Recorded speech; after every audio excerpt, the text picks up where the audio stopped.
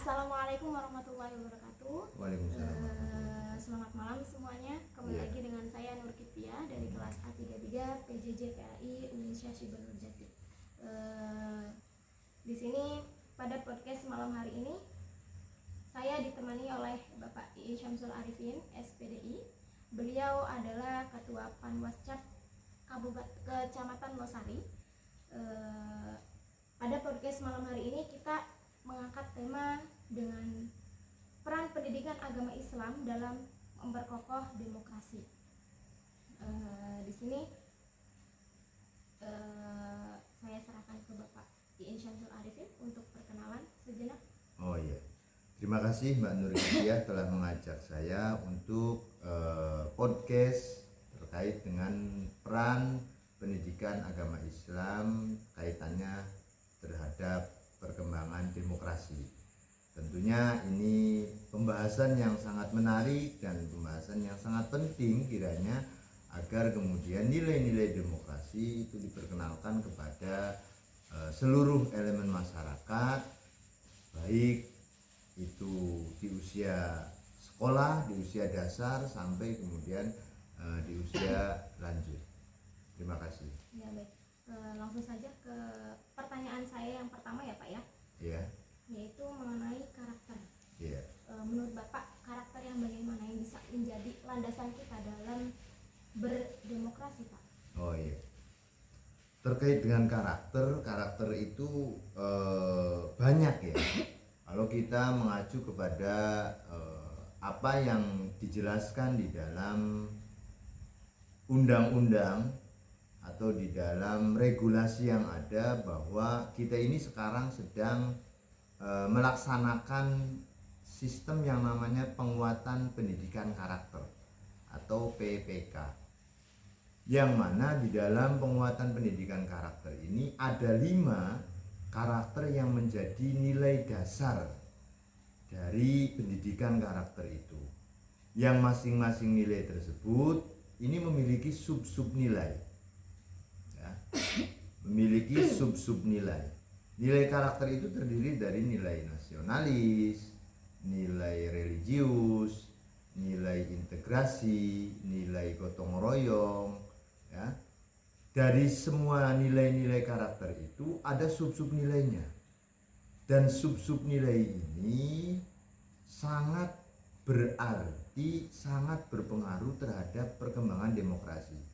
Artinya ketika ditanyakan karakter mana yang kemudian paling menonjol, yang paling dibutuhkan dalam nilai demokrasi, maka seluruh nilai ini sangat berpengaruh.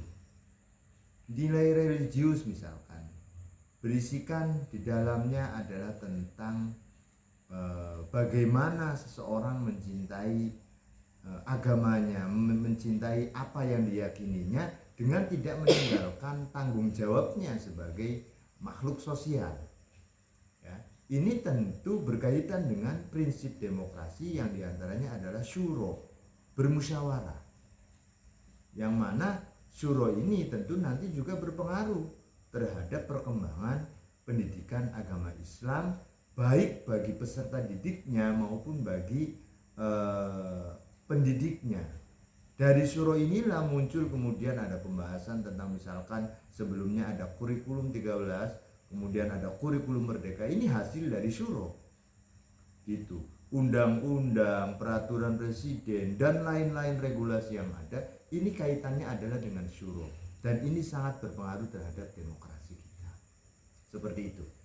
Ya, jadi dapat disimpulkan kalau misalkan karakter itu benar-benar sangat penting dalam proses demokrasi ya Pak ya? Ya betul sekali, sangat penting sekali. Lalu untuk selanjutnya mengenai karakter, bagaimana cara kita untuk memastikan bahwa nilai-nilai tersebut juga ditanamkan dalam proses pendidikan Islam Pak? Kalau penerapannya, aplikasi ke sekolah misalkan, aplikasi terhadap peserta didik, ini saya kira sudah dilaksanakan sebenarnya. Baik disadari maupun tidak disadari, ini telah dilaksanakan. Terbukti dengan apa? Terbukti bahwa sekarang di sekolah-sekolah itu telah menerapkan pembiasaan untuk meningkatkan mempertahankan integritas para siswa. Terbukti sekarang di sekolah-sekolah forum-forum tanya jawab itu diminati oleh para siswa. Terbukti kembali di sekolah bahwa keadilan yang diperoleh oleh setiap peserta didik yang ada itu telah didapatkan. Adapun kalau misalkan masalah-masalah yang muncul belakangan itu adalah hanya beberapa persen saja. Jadi kita perlu memahami prinsip daripada demokrasi di dalam Islam itu diantaranya adalah syuro, bermusyawarah, kemudian ada adalah, ya, keadilan, terus kemudian ada kesetaraan atau al-musawah, kemudian ada al-mas'uliyah, bertanggung jawab, yang mana ini telah diterapkan di dalam dunia pendidikan kita. Contoh yang sederhananya misalkan dalam konteks al-mas'uliyah atau bertanggung jawab, para siswa ini telah diberikan tanggung jawab misalkan dengan pekerjaan rumah PR, ya, terus kemudian dijadwalkan piket. Nah, ini bagaimana siswa menerapkan tanggung jawab itu. Jadi prinsipnya demokrasi ini telah diajarkan di dalam pendidikan agama Islam kepada peserta didik sejak lama sekali, tetapi mungkin belum kemudian dipahami bahwa ini adalah sebenarnya sedang melatih para peserta didik untuk bisa berdemokrasi. Seolah-olah demokrasi itu dimaknai sempit hanya ketika misalkan pemilihan ketua OSIS, seperti itu. Memang itu iya demokrasi, pemilihan ketua OSIS, karena berdasarkan pengertian-pengertian dari para ahli bahwa demokrasi itu adalah kepercayaan yang diberikan oleh pemerintah, misalkan kalau di tingkat sekolah ya berarti OSIS, ya, untuk memberikan kepercayaan kepada para peserta didik yang lain, siswa-siswi yang lain, untuk menyalurkan aspirasinya kepada yang memang menjabat sebagai OSIS itu sendiri. Rakyat memberikan masukan kepada pemerintah, artinya berpendapat, mengemukakan pendapat atau bahkan kritikan terhadap pemerintah, itu bagian daripada demokrasi yang tidak terpisahkan. Seperti itu Mbak Kipti. Iya, baik-baik. Sambil ngopi Pak, biar kita semakin enjoy ya.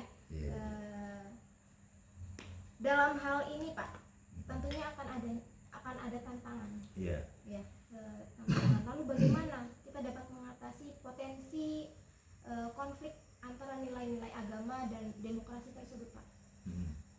Nilai-nilai konflik antara agama dengan nilai-nilai demokrasi, sebenarnya demokrasi itu memang dikenalkan, dimasyhurkan, ya, populer oleh kalangan barat, ya, oleh kalangan barat, yang mana di dalam agama Islam itu sendiri tidak ada istilah demokrasi. Tetapi nilai-nilai yang ada di dalam demokrasi ini ternyata tidak bertentangan dengan agama, sehingga tidak kontraproduktif. Ini sudah satu jalan.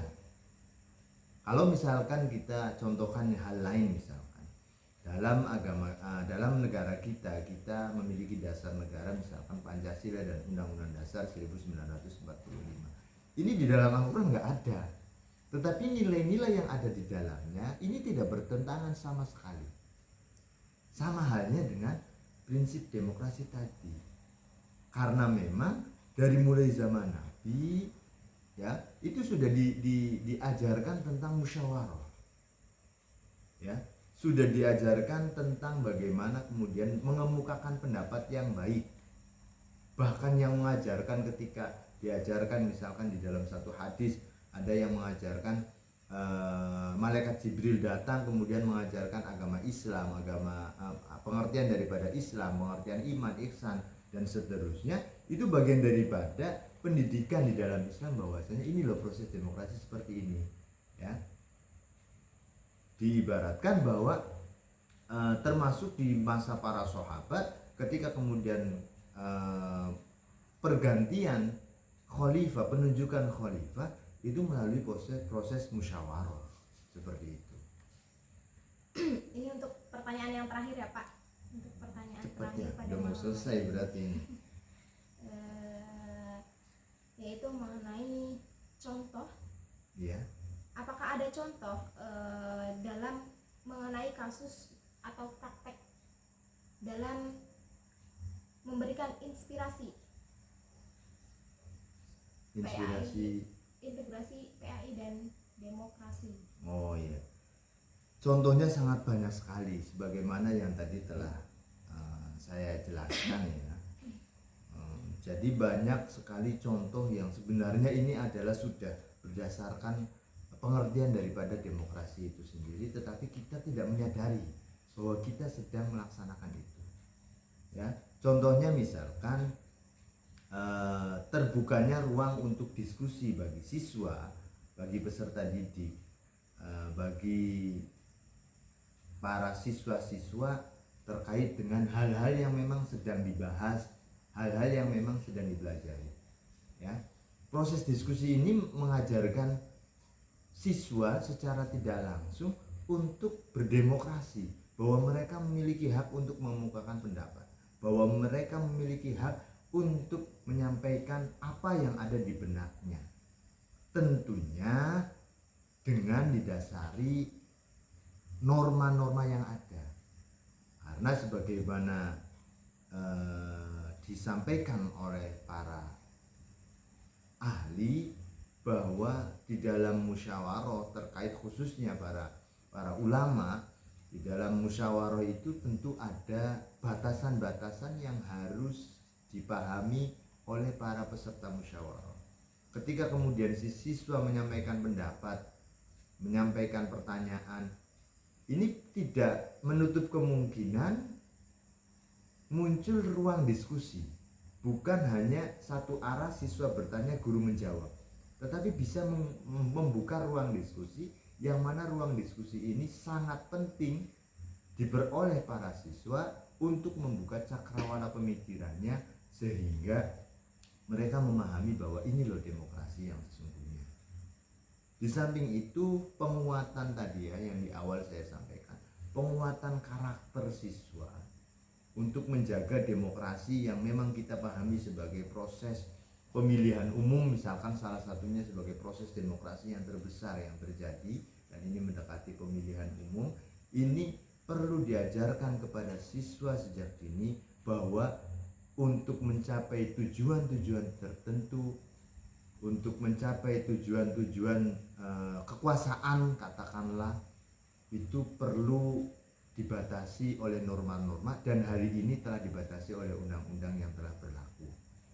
Jadi ada hal-hal yang memang dilarang dan itu harus dipatuhi, tidak boleh dilanggar ya, tidak boleh dilanggar. Ini harus paham, karena sebagaimana menjadi bahan konsumsi publik bahwa demokrasi berdasarkan pemilihan umum ini telah berjalan dan memang menjadi opsi terbaik dalam menentukan pemimpin yang akan memimpin kita sebagai wakil-wakil kita. Tetapi pada prosesnya ternyata kita dibenturkan pada hal-hal yang memang tidak sepantasnya untuk dilakukan. Begitu. Jadi para peserta didik dikuatkan karakternya agar benar-benar memang mereka menyadari dan bisa menilai mana yang kemudian perlu diikuti dari proses demokrasi ini, dan mana yang memang telah menyalahi proses demokrasi ini sendiri ya. Jangan kemudian disamaratakan, dipukul rata bahwa apa yang terjadi ya ini adalah proses demokrasi ya. Karena proses demokrasi itu memang harus berdasarkan prinsip-prinsip yang telah tadi disebutkan, dan nilai integrasi itu adalah nilai yang tidak bisa kemudian ditawar, harus menjadi ukuran kesuksesan daripada proses pendidikan di dalam sekolah. Mungkin begitu Mbak Kiki. Baik, terima kasih untuk semua penjelasan dari Bapak pada malam hari ini. Lalu barangkali ada sedikit pesan Pak untuk malam kita. Pesan saya ya, jadi mari kepada seluruh pendidik maupun kepada seluruh peserta didik untuk terus membuka ruang-ruang diskusi di dalam kelas, sehingga cakrawala berpikir, sehingga keminatan untuk terus belajar dan membaca itu meningkat. Karena dengan berdiskusi itulah kita akan menambah pengetahuan-pengetahuan baru yang memang sebetulnya sebelumnya kita tidak mengetahuinya. Jadi melalui ruang diskusi itulah menurut saya cakrawala pemikiran, pembahasan-pembahasan yang di luar buku-buku yang ada itu bisa kita konsumsi menjadi sebuah ilmu pengetahuan yang bermanfaat. Seperti itu. Baik, terima kasih untuk seluruh penjelasan dan pesan dari Bapak. Saya ucapkan terima kasih untuk semua yang telah menemani acara podcast kita pada malam hari ini. Cukup sekian dari saya, kurang lebihnya mohon maaf. Wassalamualaikum warahmatullahi wabarakatuh.